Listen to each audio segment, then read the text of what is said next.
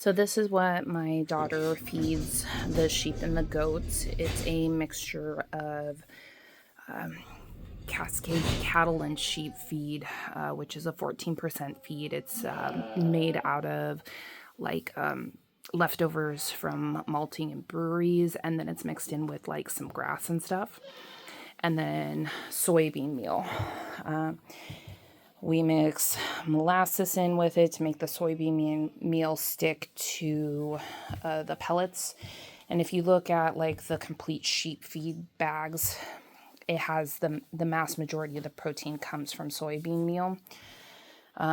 We get the molasses in the 5-gallon buckets, and then she puts a little bit of ammonium chloride in with it to help make sure that the boys don't get like bladder and kidney stones. And then, of course, they get minerals to make sure that their feed is complete.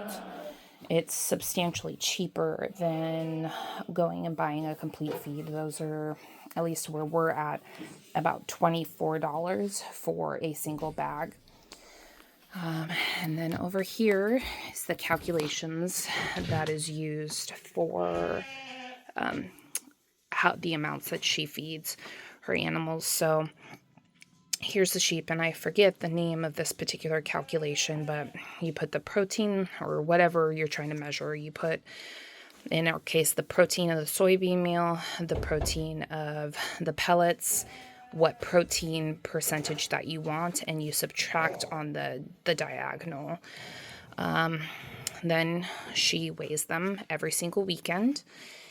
And what she does is, here's the goat plus her two breeding ewes, and then these are her market boys.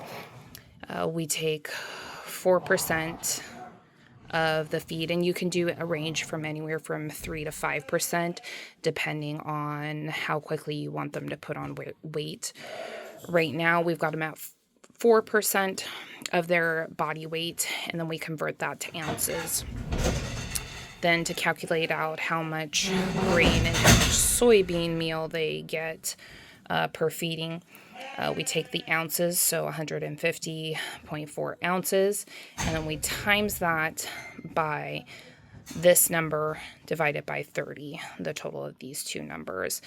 And then that equals the 20.1 ounces approximately of soybean meal. And then you do the same for the grain. So 26 divided by 30 goes into this, and that equals 130.4 ounces of grain approximately.